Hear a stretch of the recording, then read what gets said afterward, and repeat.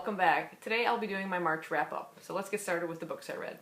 First up, Skulduggery Pleasant by Derek Landy. This is the first book in a middle grade series, several of which you'll see right here.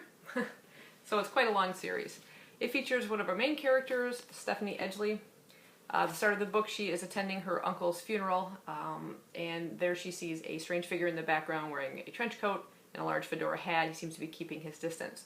She'll later encounter this figure when she's at her uncle's house. He's left his house and all her possessions to her, and she's still quite young. Her mother's gone off for a moment and gets caught up in a snowstorm and can't return back to the house that night, so she has to spend the night alone. A man breaks in, and then this particular figure comes to her rescue. He is Skulduggery Pleasant, although that's not necessarily his real name, because in this world she'll find herself in, names are very important and powerful. Skulduggery Pleasant is a walking, talking, not breathing, skeletal figure, and he has the ability to do magic. As you can see on the cover, he is creating fire from his hands.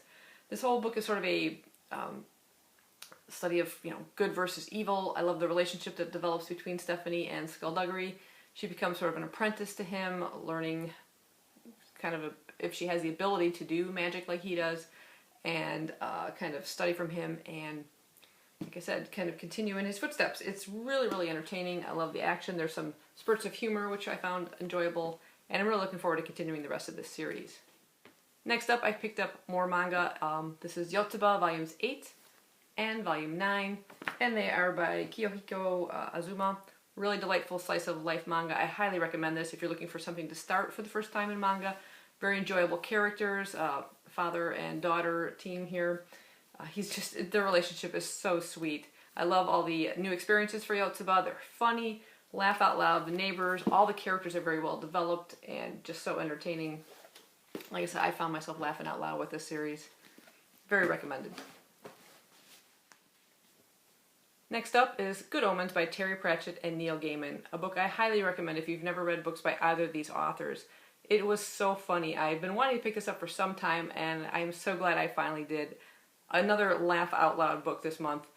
It is basically about the end of the world coming. The apocalypse is due.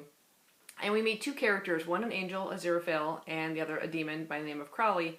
They've been living on Earth for quite some time and really have gotten used to the lifestyle. They don't want to see it change. But Crowley's been tasked with switching babies, one of them being the Antichrist, so he's put in a specific position. Well, things don't quite go to plan, and all chaos ensues, and it is just hilarious.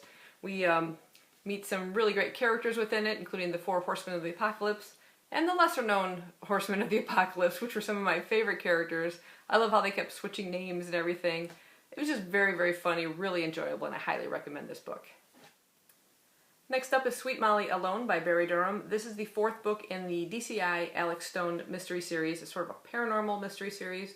I did a full review on this one. I'll go ahead and put a link down below so you can go ahead and check it out. I really recommend this series. I've enjoyed every single one of these books. Next up is the Saving Mars series by Sydney Swanson. I completed books 5, Striking Mars, and the final book, 6, Mars Rising, the self-published book. It's a really great series, sci-fi and dystopian. We have our main character, Jess. She lives on Mars, and she, along with her brother and a team, travel to Earth to kind of break its hold over Mars. There's a colony that's been living on Mars. It started a long time ago, and then they decided to abandon it, but the people who had been on Mars didn't want to leave the planet anymore, and they sort of broke ties. But it's been so long that most of the people on Earth don't even realize colonies still exist on Mars.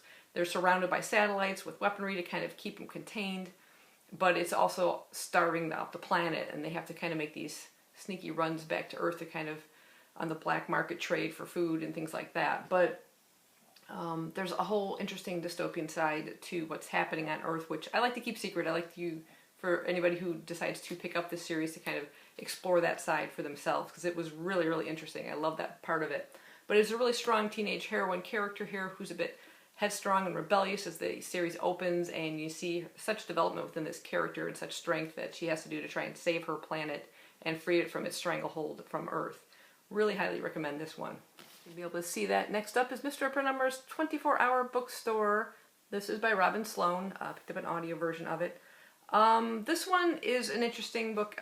We have Clay Jannon, kind of a geeky, nerdy character, loses his job, ends up going to work at Mr. Penumbra's bookstore, which is a very unique bookstore. It's a sort of normal type bookstore, bestsellers and things like that at the front. But the back of the house is for members only, very eclectic kind of books, but he's not allowed to look into any of those. And he starts researching, and being the technical geek that he is, he starts creating algorithms and things and seeing to the point where he can almost predict which books these people will pick up. And then he starts getting a little too involved in it and finds out this whole other thing going on with the members and what it is they're doing. What are they researching? What's going on? How are they all connected? It's an interesting juxtaposition between the old books and the technology side of it. Google gets brought into it, ebooks are discussed, and it was intriguing but a little confusing and kind of dragged a bit for me. Overall, it was just like an okay book. I said it's kind of like a 3-star, maybe 3.5 star. There's some parts I really, really enjoyed, some of the characters, and then some of the parts that got a little bit more confusing for me I kind of lost interest in, but still an entertaining read, worth picking up. The last 2 books I read this month were both by David Mitchell. The first one was The Bone Clocks, and this was an audiobook I listened to. It is made up of several different narratives, and there's one underlying theme that links them all together, and it is the life of Holly Sykes, who we meet in the very first narrative. She's a 15-year-old, she's a rebellious teenager. She gets into a big fight with her parents and eventually runs away. At that point, her brother also disappears, and that'll play an important part as the story goes on. In that first narrative, we learn that she hears voices. She refers to them as the radio people, and they also will play a very major role within the whole story. As I read that first narrative, I was really intrigued. Who are these radio people? What is this? Is this real? Is she a little crazy? What's going on? Then I went into the second narrative, and it was a totally different character. Didn't know what was happening. Didn't hear any mention of Holly Sykes. I was getting kind of confused. Then I reached the end of that narrative, and I saw how those two were linked. And there was a bit of a 10-year gap between that first narrative and the second, but Holly Sykes was there again, and then they went into the third one, and another 10-year gap. So each narrative is about 10 years spaced apart, but she's the underlying theme that pulls everything together, and like I said, there's the radio people. It's a whole nother bigger scope battle that's going to be taking place that could totally ultimately destroy the Earth. So it's a whole bigger thing than you expect it to be when you first start out, and I was amazed and just really entertained with it. Once I caught on, I wouldn't give up on this book too soon. The writing is amazing though. I mean, I really enjoy the writing style, and it drew me in for that, but I was a little, confused a bit on the plot, and then I linked on, and it just drew me to the finish, and it was amazing. I highly recommend that one.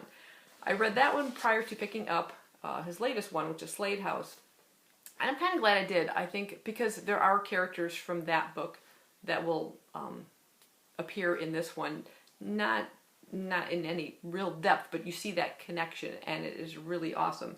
This is also made up of several different narratives throughout, but instead of one sort of main character pulling it all together, it's the house, and it is basically like a haunted house story, and it was super creepy, and the characters within it and how they are all linked together, and also in a way linked with the radio people from the first book and some other minor characters that make appearances.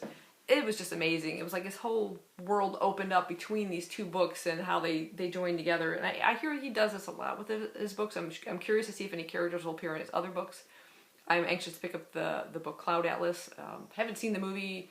I just know there's a lot of, I think it takes place over several different time periods and characters.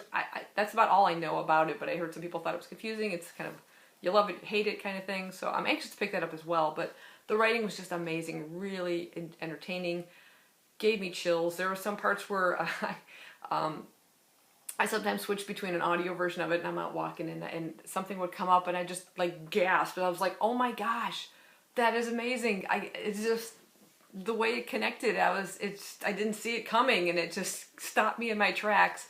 I definitely recommend you pick up David Mitchell. He's an amazing author. How many times have I said the word amazing in this wrap up? I do apologize. Lack of vocabulary here today, but I was just so entertained, and yeah, definitely should pick this one up. I can't wait to read some more of his books. I have a fellow bookseller I work with who highly recommends him, and I definitely do as well. So that's my wrap up for March. I've got to go film April, and I'll see you guys later. Thanks for watching. Bye-bye.